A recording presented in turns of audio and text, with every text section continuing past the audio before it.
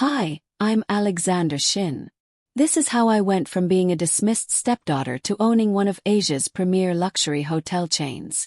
The ones closest to you often doubt you the most, but triumph tastes best when it surprises them. I was 16 when my father married Victoria Wong, the heiress of the famed Wong Hotel Group.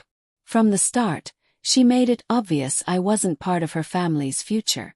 Her daughter Isabella, my age, treated me more like staff than a sister. Maybe now you'll understand hard work, Victoria sneered, always with that smug smile. On my 18th birthday, Victoria insisted I earn my keep at their Singapore flagship, not in management training like Isabella, but as a restaurant busser. Someone needs a lesson in humility, she told my father, who simply nodded, too enthralled with his new marriage to argue. What they didn't know: I had secretly inherited $50 million from my late mother's family. Living modestly, I invested in tech startups and crypto while pretending to be just a humble busser. By day, I cleared tables and endured Isabella's jabs. By night, I was quietly building wealth. Look at her, Isabella whispered to her friends. Can't even afford designer while working here. Smiled. My latest investment had just tripled in value. The Wong Group had been declining for years, clinging to outdated luxury as competitors innovated. I observed silently as Victoria dismissed complaints, ignored staff input, and resisted change. Every misstep I recorded. Every chance they missed I memorized. Then COVID hit. While other hotels pivoted with contactless check-ins and heightened sanitation, the Wong Group floundered. Occupancy plummeted. Victoria blamed everyone but herself, firing loyal staff, while Isabella flaunted her wealth on Instagram. Our legacy will survive this, Victoria told the board. I knew better. 2 years of working the hotel from the ground up had taught me everything they ignored. Quietly, I used shell companies to buy shares whenever prices dipped. No one noticed I was invisible. Victoria was too busy planning Isabella's ostentatious 21st birthday party at their half-empty hotel. Alexandra, Victoria called as I passed with a tray. Help the serving staff, won't you? Isabella's friends giggled, snapping pictures. I served drinks with a calm smile, knowing what tomorrow would bring. By then, I owned 45% of the Wong Group. The other shareholders, fed up with Victoria's mismanagement, had agreed to sell their shares to me. The next morning, I swapped my simple attire for a sharp Chanel suit. At the shareholders' meeting, Victoria barely recognized me. Isabella was glued to her phone. The past 2 years have been tough, Victoria began. The board recommends selling to an international chain. It's painful, but perhaps necessary to protect our legacy. I rose. Silence fell. Victoria froze. What are you doing? This meeting is for shareholders, she stammered. I smiled, revealing a folder. Actually, I am a shareholder, Victoria. My lawyer distributed the documents. Through my investment firms, I own 45% of Wong Hotel Group, with agreements to purchase another 30% from other shareholders. Isabella dropped her phone. Victoria's hands shook as she clutched the papers.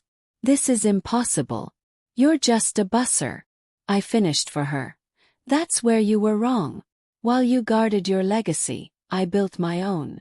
My net worth now sits at $2 billion, earned after 2 years of learning this business from the ground up, something neither you nor Isabella ever bothered to do. The room erupted in murmurs and whispers.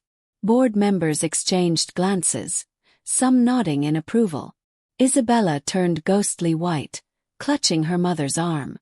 Victoria froze, papers trembling in her hands. You see, I said calmly, while bussing tables in your hotel, I learned a lesson you both ignored. True success isn't about legacy or status. It's about knowing your business inside out, respecting your employees, and adapting to change. I displayed a presentation outlining my strategy to modernize the Wong Group. I am ready to buy out the remaining shareholders at a 20% premium, and I have detailed plans to restore this company to its full glory. Victoria finally found her voice. Your father will never allow this. Dad has no say, I interrupted. He married into your family, but I built my own empire. Would you like to see my other holdings? My assistant handed out more documents. Isabella's mascara-streaked face betrayed her shock. All those times she mocked my modest clothes and old car. She had never imagined I was wealthier than their entire family combined. The board voted unanimously. Overnight, I became the majority owner of the Wong Hotel Group. As shell-shocked members filed out, I turned to Victoria and Isabella. "Don't worry," I said softly. "I won't fire you immediately. In fact, it's time you both learn the business from the ground up. Isabella, your first shift will be bussing tables. Victoria, housekeeping on the third floor awaits." The next morning they arrived looking decades older. Isabella's designer outfit was replaced by the standard uniform, and her manicured nails vanished beneath rubber gloves. "This is illegal," Victoria cried as she watched Isabella struggle with a bus tub. "You can't demote us like this, we'll sue." Smiled. "Actually, I can. The board gave me full control over staffing. But unlike you, I believe in fair treatment. You'll earn standard wages plus tips." News of my takeover spread like wildfire. Headlines blared. Tech billionaire reveals secret strategy to transform hotel empire. My phone buzzed with journalists, but I ignored the attention. Work awaited. The first month was chaotic. Victoria tried to sabotage operations, persuading staff to quit. Instead, they brought me recordings of her attempts. "We've waited years for someone to fix this place," my former supervisor said. Isabella lasted 3 days before breaking down mid-lunch rush. "I can't do this," she yelled, tossing her towel. "Do you know who you are?" I asked, calmly helping a guest. "Yes," she demanded. "You're an employee who abandoned your station. That's grounds for termination. Care to reconsider?" She stayed reluctantly. Her Instagram transformed too. No more champagne brunches or poolside selfies. Now she shared posts about humility, hard work, and learning from experience. Followers praised her growth. Meanwhile, I rolled out the changes I'd envisioned while clearing tables. Mobile check-in, upgraded sustainability practices, and improved customer service. Every employee, from housekeeping to management, received better training and benefits. "You're going to bankrupt us with these expenses," Victoria complained during a staff meeting. Her uniform wrinkled from actually cleaning. "Funny," I replied, pulling up the reports. "Occupancy is up 40%, and customer satisfaction. Our scores reached record highs. Explain to me why treating employees well and modernizing our operations is supposedly bad for business," I asked. Victoria had nothing to say. 3 months into my ownership, my father finally came to visit. I found him in my office, once the staff break room, now a sleek command center. "Alexandra," he began, looking older and wearier than I remembered. That's the issue, Dad," I replied, eyes on my laptop. "You never took the time to see me. Too busy with your new family. You didn't notice your daughter was quietly building an empire." He sank into a chair, shoulders slumped. "When your mother died, I was lost. Marrying and creating a new family seemed like a way to give you stability, a future.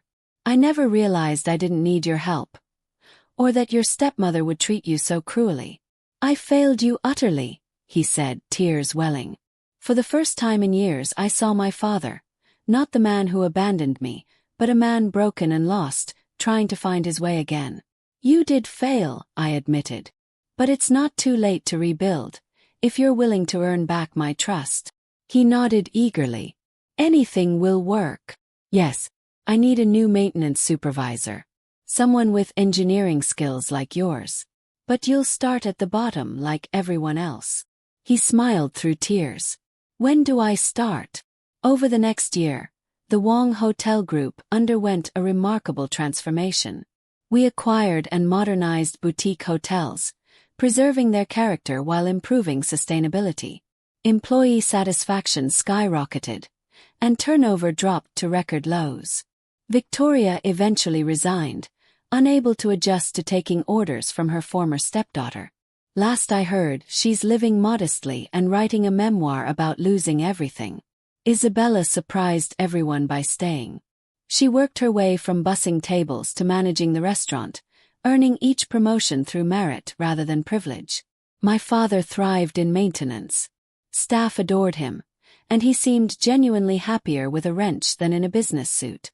Weekly lunches together became our way of rebuilding trust and connection. One evening, Isabella waited by my car. "I never thanked you," she said quietly. "For what?" I asked. "For showing me what real strength is. I was so obsessed with image, I never learned what truly matters. You could have fired us all, but instead you taught us." I looked at my stepsister and saw her clearly for the first time. The spoiled girl was gone, replaced by someone who understood the value of hard work. "We're opening a new property in Bali," I said. "They need a restaurant manager." "Interested?" Her eyes widened. "Really? Everyone deserves a second chance, even former stepsisters," I replied. She laughed, then turned serious. "Can I ask? All those days bussing tables, enduring abuse. How did you stay calm?" I smiled, recalling those long shifts and longer nights. "Because I knew something you didn't. Success isn't about the family you're born into or the name you carry. It's about working smart, staying humble, and defining your own worth." Today, the Wong Hotel Group is worth 5 times what it was when I acquired it. Our properties rank among the world's best, known for luxury and conscience. Dad runs our maintenance training program. Isabella transformed our Bali property into a top restaurant destination. Sometimes I sit in the flagship restaurant, watching staff clear tables and serve guests, remembering my own days doing the same work. When new employees ask why the CEO eats in the staff room, I tell them, the clearest view of a business isn't from the top, it's from the ground floor. Last week, I received an invitation to speak at a business school about my journey from busser to billionaire. The event will be at our flagship hotel. Victoria requested a ticket. I approved it, adding a note. Dress code is business casual. Don't worry, if you can't afford designer, we provide uniforms. Because success isn't just about wealth.